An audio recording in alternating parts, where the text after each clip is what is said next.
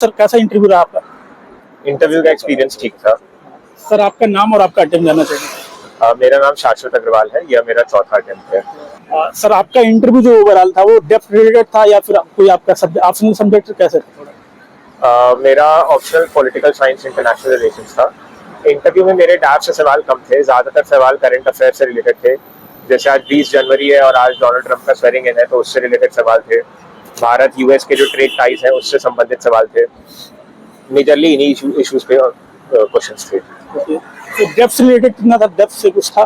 Dab से मेरे ज़्यादा सवाल नहीं था। मेरा मास्टर्स लेबर स्टडीज में है जेएनयू से, तो उससे एक दो सवाल था लेबर सेक्टर से, जो अभी 90 आवर वर्क डिबेट चल रहा है कि 90 घंटे काम होने चाहिए कि 70 घंटे काम होने चाहिए, उस पर सवाल थे। बाकी एमएसएमईज को कैसे बोल्स्टर किया जाए उन पे सवाल थे। भारत कैसे अपना एक्सपोर्ट प्रमोट कर सकता है, इस पे कुछ सवाल थे। इन्हीं पे थे। सर आप कोई जॉब में है या नहीं सर? मैं अभी भारतीय पुलिस सेवा इंडियन पुलिस सर्विस में प्रोबेशनर हूँ। तो उससे रिलेटेड कुछ जब आपसे सवाल पूछेंगे कुछ? मेजरली एक ही सवाल था कि मैं क्यों आईएएस चुनना चाहता हूँ आईपीएस में रहने के बाद, और एक दो सवाल पुलिस से रिलेटेड थे। बाकी ज्यादा सवाल नहीं थे पुलिस से रिलेटेड। सर अभी प्रीलिम 2025 आ रहा है और आप लगातार यूपीएससी की आप इंटरव्यू निकाल रहे हैं और आप ऑलरेडी जॉब में भी हैं, तो अभी प्रीलिम्स के लिए क्या रणनीति आपकी थी और कैसे तैयारी करना चाहिए, थोड़ा इसके बारे में बताइए। प्रीलिम्स के लिए मैं कहूँगा कि सबसे पहले आपका जो स्टैटिक पार्ट है वो बहुत मजबूत होना चाहिए। जो कोर 7-8 सब्जेक्ट्स हैं उनके जो स्टैटिक कंटेंट है आपकी उसमें पकड़ बहुत अच्छी होनी चाहिए। एक बार जब यह हो जाए तो फिर उसके बाद जो है आप जो यूपीएससी के पीवाईक्यूज हैं पिछले 10 साल के, आप उनको सॉल्व करिए। उसमें से आपको आइडिया लगेगा कि यूपीएससी सिर्फ नॉलेज का टेस्ट नहीं करता, वो एक्चुअली चाहता है कि आप लॉजिकली प्रीलिम्स पीवाईक्यूज में गेस वर्क लें और उन गेस को सही से सही आंसर करें। अगर हम बोले सिर्फ पीवाईक्यू को कितना परसेंट मतलब रिपीट करता है सर? 10% कितना? देखिए, रिपीट करने से मतलब नहीं है। बात इस चीज से है कि पीवाईक्यू की मदद से आपको ये सीखने को मिलेगा कि क्वेश्चन अटेम्प्ट करते कैसे हैं, एलिमिनेशन टेक्निक यूज करते कैसे हैं, कुछ ट्रिक्स और गेस वर्क्स होते हैं, आप वो लेते कैसे हैं, आपको वो पीवाईक्यू से पता चलता है। हो सकता है रिपीट ना भी हो, फिर भी पीवाईक्यू से आप आइडिया लगा लें कि अच्छा ABCD में ये होने की संभावनाएं ज्यादा है, और 10-20% सवाल रिपीट भी हो जाता है अक्सर पीवाईक्यूज के। जीएस में प्रीलिम्स में आप कितना क्वेश्चन अटेम्प्ट करते हैं थोड़ा? मैं ज्यादा से ज्यादा अटेम्प्ट करता हूँ, 90+ जनरली अटेम्प्ट करता हूँ। और सीसेट में? सीसैट में 80 में मैं ऑलमोस्ट 40 to 50 अटेम्प्ट करता हूँ, उसमें सीसैट क्लियर हो जाता है। जीएस में सर आप कुछ स्पेशल थीम अगर बताना चाहें प्रीलिम्स में, आप बता दीजिए। स्पेशल थीम तो मैं क्या बताऊँ, लेकिन जो 7-8 सब्जेक्ट्स हैं वो आपको अच्छे से तैयार करना है। जैसे polity, economy, history, art and culture, environment, science and technology, ये आपको काफी अच्छे से तैयार करना है क्योंकि इसमें से सवाल बनते हैं। और साथ ही साथ करंट अफेयर से भी आपको एक डिसेंट पकड़ बनानी है। सर सीसेट काफी चैलेंजिंग हो रहा है, तो उसके लिए कैसे रणनीति करें, थोड़ा उसके बारे में बताइए। देखिए, सीसैट इतना चैलेंजिंग है नहीं जितना लोगों को लग रहा है। मेनली सीसैट इसलिए चैलेंजिंग लगता है क्योंकि आप कॉम्प्रिहेंशन और मैथ्स दोनों मैनेज नहीं कर पा रहे। अगर आप कॉम्प्रिहेंशन बहुत अच्छे से पकड़ बना ले, जैसे अगर आप रोज अखबार पढ़ रहे हैं तो आपको फास्ट रीडिंग की हैबिट लग जाएगी, आपको वो एग्जाम में काम आएगा, तो आपका सीसैट नहीं रुकेगा। दूसरे नंबर पे जो मैथ्स है, आप एक बेसिक मैथ्स तैयार कर लीजिए। आप पिछले 4-5 साल का पेपर लगा लीजिए सीसैट के, आप देखें कि आपका 10-15 सवाल अगर मैथ्स में बन जा रहा है और 25 के आसपास सवाल आपका अगर कॉम्प्रिहेंशन में बन जा रहा है, तो सीसैट आपका रुकेगा नहीं। सर अभी आपने सीसेट में कितने पीवाईक्यू आप मतलब कितने आप क्वेश्चन अटेम्प्ट करते हैं जब एग्जाम? 40 से 50 मैंने बताया, 40 से 50। सर सी और आपका टोटल टेस्ट सीरीज आप कितना देते हैं प्रीलिम्स में? अगर 10 से 15 टेस्ट।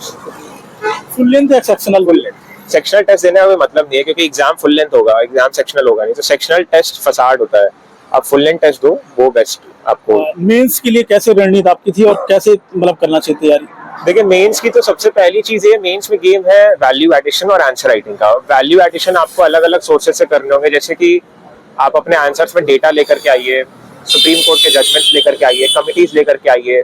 साथ ही साथ जो है आप अच्छा इंट्रोडक्शन कंक्लूजन लिखिए, प्लस आप उसके साथ साथ आंसर राइटिंग प्रैक्टिस करिए सीमित समय में। जब आप ये करिएगा तो फिर उसके बाद आपका धीरे धीरे आप देखेगा आपके नोट्स बनते जाएंगे, फिर आप उसको रिवाइज करके एग्जाम दे सकते हैं। मेंस में पीवाईक्यू का कितना रोल है? बहुत रोल है। मेंस में पीवाईक्यू सीधे सीधे रिपीट होता है और आपके थीम वही रहता है, सवाल का स्ट्रक्चर बदल जाता है, कंटेंट भी वही रहता है। तो पीवाईक्यूज एक्चुअली में सॉल्व करना काफी जरूरी है मेंस एग्जाम के लिए। मेंस में करंट अफेयर्स कितने साल तक मतलब करना चाहिए? 1 साल का करंट अफेयर्स काफी सफिशिएंट है, और जो थीम्स भी होती है वो रिपीट होती रहती है। अब जीएसटी 2015 से चला आ रहा है, हो सकता है उसमें फिर सवाल आ जाए। अभी वन नेशन वन इलेक्शन की बात हो रही है, वो भी 2018 से चला आ रहा है। तो थीम्स आपकी रिपीट होती रहती है करंट अफेयर्स की। आप 1 साल का तैयार कर लेंगे, बहुत सफिशिएंट होगा।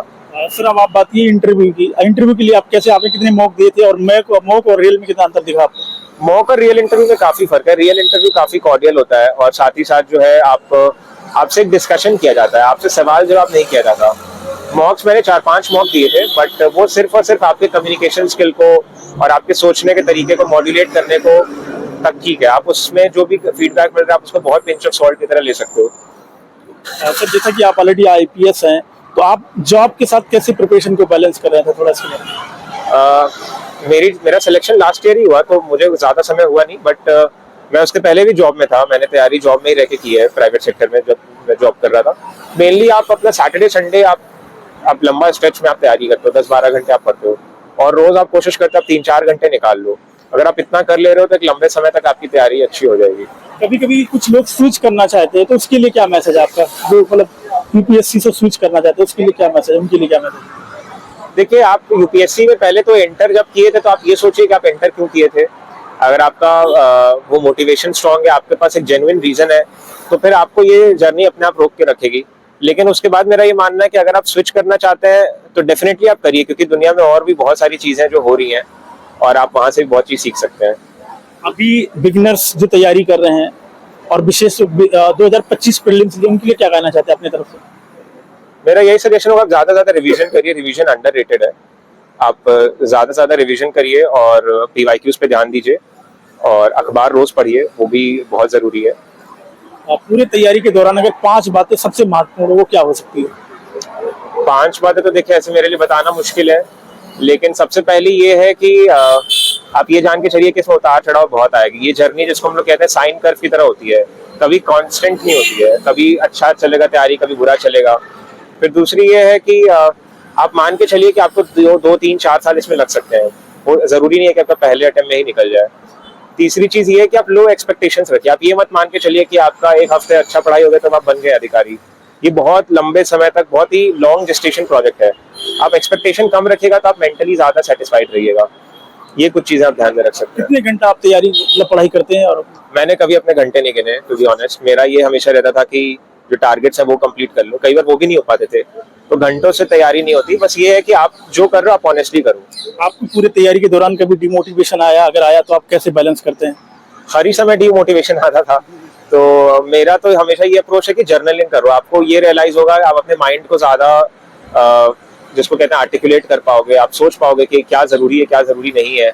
और आप सुबह मेडिटेशन करो, आप सोचो कि मतलब आप अपने सोच को कंट्रोल करने की कोशिश करो, तो इससे भी बहुत मदद मिलेगी आपको। आपको बहुत बेस्ट ऑफ लक, और मुझे उम्मीद है कि आप IAS बनेंगे। बहुत बहुत धन्यवाद।